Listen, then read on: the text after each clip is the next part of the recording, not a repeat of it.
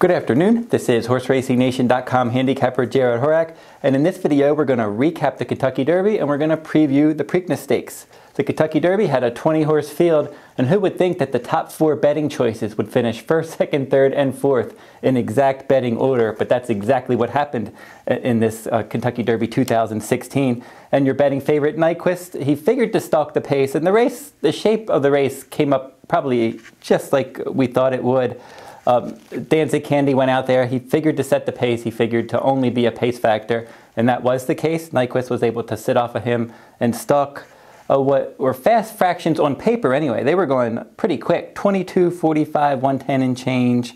The Derby was run in 2:01 and change, the fastest Derby since Funnyside in 2003. So it was certainly a fast race on paper. I think the track was playing super fast. That's really what caused it. It was fast earlier in the day, and then we had that rainstorm sometime after 4 p.m., and then the track even played faster for the Derby. So I think that the fractions, although they were fast, obviously, I don't think they're as fast as they appear just because the track was just lightning fast, and the horses aren't as fast. I mean, this was more than 2 seconds faster than American Pharoah. Nobody in their right mind thinks that Nyquist is 2 seconds faster than American Pharoah. So the raw final time's a little bit deceiving, but Nyquist ran a decent race. He was able to stalk that pace, get the jump on the late runners, and hold on to win nicely by 1.25 lengths over Exaggerator, and he was charging hard at the end. He seems to have Exaggerator's number. He's beaten him 4 times, but Exaggerator is getting closer to him in each race, and with a little bit of a different trip, it could have been a closer finish between the top 2. A Gun Runner finished 3rd, and he set the exact trip everybody expected him to. He stalked the pace. He went with Nyquist in the stretch, couldn't quite hang with that one late, and he was desperate to hold on to 3rd. Mohaymen, my top choice, ended up finishing 4th, just ahead out of 3rd. And then sudden breaking news, a horse I really like to hit the board, he was just another nose behind Mohaymen.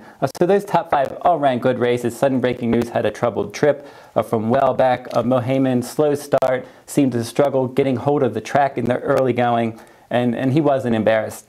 Now, sudden breaking news is going to wait for the Belmont Stakes. Mohaymen not going to run in any more Triple Crown races, and they're going to point for the Travers Stakes for him. I'd like to have a Travers future wager on him. I think he would probably have a big shot in a race like that. A Gun Runner is still possible for the Preakness, and Nyquist and Exaggerator are supposed to meet again in the Preakness. That would be the 5th time they would meet up. Now, as Nyquist has beaten them all 4 times, but Exaggerator, as I said, he is getting better, and we'll see if he can turn the tables on Nyquist in the Preakness. And here are our probables for the Preakness Stakes right now. It's Friday the 13th. The Preakness will be run on Saturday, May 21st. Awesome Speed is the first one, and we'll do this in alphabetical order. Awesome Speed was placed first in the Federico Tessio at Pimlico. He got an automatic berth, basically, for this race. He's got some good speed, so he'll be one of the horses that'll be up on the pace in the Preakness. Cherry Wine for trainer Dale Romans likes to run late. He was 3rd in the Bluegrass, 4th in the Rebel. They wanted to run him in the Kentucky Derby, but he didn't draw in. He was also eligible, and he'll be trying to get involved late in the Preakness Stakes. Collected for trainer Bob Baffert. This one comes off of a nice win in the Lexington Stakes. Before that, he won a race at Sunland Park. It was originally supposed to be the Sunland Derby, but they had some issues there, and it wasn't a points race. But he won that one as well as the Sham Stakes earlier this year, and he has some good speed, and he'll be forwardly placed in the Preakness. Dazzling Gem for trainer Brad Cox. Considered running him in the Derby, didn't have enough points. He was 4th in the Arkansas Derby, 3rd in the Louisiana Derby, and he has some stalking speed. Now, Exaggerator, obviously, if you look at the way the lineup is shaking out and you hear me talking about these speed horses, there seems to be quite a few horses that like to run close to the lead, so Exaggerator should get some pace help in his quest to turn the tables on Nyquist. Fellowship, a late runner in here for trainer Mark Casse.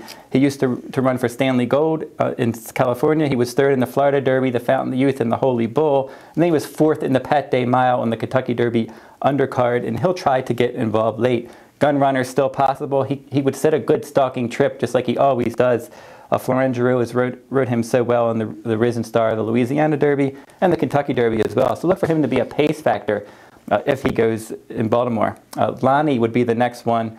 This one, I thought he ran a decent race in the Derby. He was off slow, he was forced wide, he finished 9th, beaten 10 lengths. So he beat a few horses there. That was a solid effort on his part. I don't know how he's going to do in the Preakness, but he's supposed to run in all 3 legs of the Triple Crown, and maybe he'll improve as he gets acclimated to the U.S. Laoban is a maiden for trainer Eric Gio. He was 4th in the Bluegrass Stakes. He ran a good race. It was a lot of pace. He was the pace horse to hold on, and he's going to try to go with horses like Nyquist in the early going. Nyquist is 8 for 8, obvious contender. You don't need me to tell you that. He should be close to out in the Preakness. He'll get the jump on Exaggerator again and try to hold that one off late, just like he did in the Derby. Stradivari for trainer Todd Pletcher. He hasn't had a Preakness starter since 2011, and typically the reason why is Pletcher likes to run horses, doesn't like to run horses back after running in the Derby. All his good horses are usually in the Derby, so he doesn't usually have a starter in the Preakness. Stradivari, very talented. He only has 3 starts. Tries to emulate Bernardini, a horse who won the Preakness off of only 3 lifetime starts. He won his last race by 14 lengths, and this race before that by 11 lengths. He'll be on the pace. I don't know how he'll fit on class, but we'll find out. And then finally, Uncle Lino looks like he's going to go. He worked earlier today, and they're going to run him. He's coming from Southern California. He won the California Chrome Stakes last time out at Los Alamitos, setting the pace and going all the way. And he was 3rd behind Exaggerator and More Spirit in the Santa Anita Derby prior to that. So that's your possible lineup for the Preakness. Right now, it looks like the pace of the Preakness should be pretty quick, just like it was in the Derby. We have multiple speed horses, and the Pimlico track, people think it's really speed favoring in tight turns. Years ago, they used to really soup up the track for the Preakness. They don't do that anymore. It plays more fair, especially around 2 turns at Pimlico.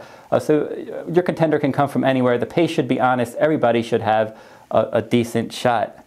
So that'll wrap up this Preakness preview. Until next week, Preakness week, good luck at the races.